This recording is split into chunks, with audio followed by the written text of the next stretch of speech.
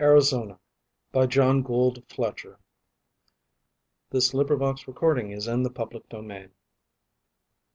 Reading by Matt Perord. Arizona. The windmills.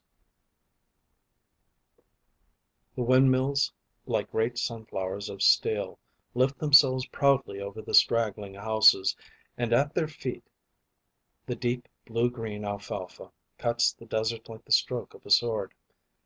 Yellow melon flowers crawl beneath the withered peach trees. A date palm throws its heavy fronds of steel against the scoured metallic sky. The houses, double roofed for coolness, cower amid the manzanita scrub. A man with jingling spurs walks heavily out of a vine-bowered doorway, mounts his pony, rides away. The windmills stare at the sun. The yellow earth cracks and blisters. Everything is still.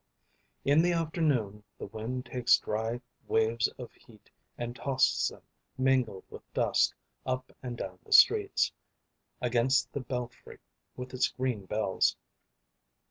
And after sunset, when the sky becomes a green and orange fan, the windmills, like great sunflowers on dried stalks, stare hard at the sun they cannot follow. Turning, turning, forever turning, in the chill night wind that sweeps over the valley, with the shriek and the clank of the pumps groaning beneath them, and the choking gurgle of tepid water. Mexican Quarter. By an alley lined with tumble-down shacks, and street lamps askew, half sputtering, feebly glimmering on gutters choked with filth and dogs scratching their mangy backs, half-naked children are running about. Women puff cigarettes in black doorways. Crickets are crying. Men slouch sullenly into the shadows. Behind a hedge of cactus the smell of a dead horse mingles with the smell of tamales frying.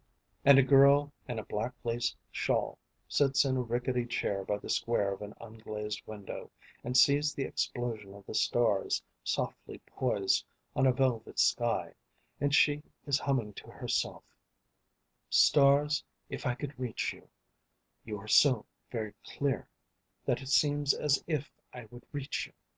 I would give you all to Madonna's image on the gray plastered altar behind the paper flowers, so that Juan would come back to me, and we could live again those lazy burning hours, forgetting the tap of my fan and my sharp words, and I would only keep four of you, those two blue-white ones overhead, to hang in my ears, and those two orange ones yonder to fasten on my shoe buckles."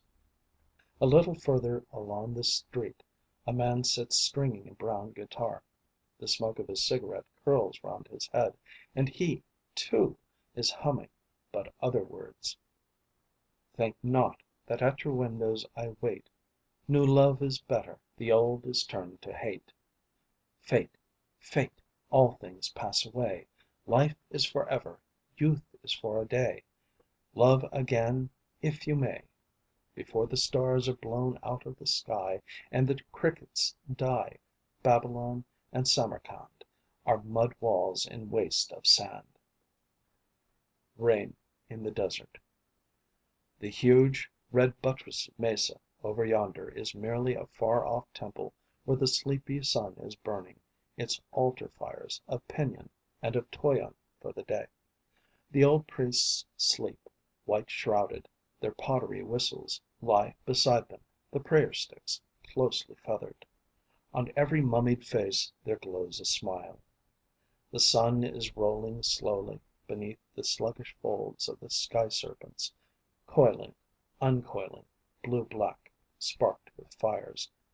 The old dead priests feel in the thin dried earth that is heaped about them, above the smell of scorching, oozy pinyon, the acrid smell of rain.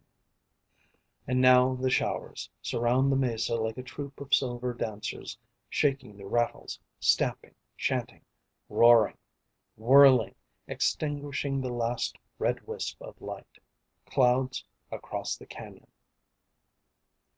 Shadows of clouds march across the canyon, shadows of blue hands passing over a curtain of flame. clutching, staggering, upstriking, darting in blue black fury, to where pinnacles, green and orange, await. The winds are battling and striving to break them. Thin lightnings spit and flicker. The peaks seem a dance of scarlet demons, flitting amid the shadows. Gray rain curtains wave afar off. Wisps of vapor curl and vanish. The sun throws soft shafts of golden light over rose buttressed palisades. Now the clouds are a lazy procession, blue balloons bobbing solemnly over black dappled walls, where rise sharp fretted, golden roofed cathedrals exultantly, and split the sky with light. End of poem. This recording is in the public domain.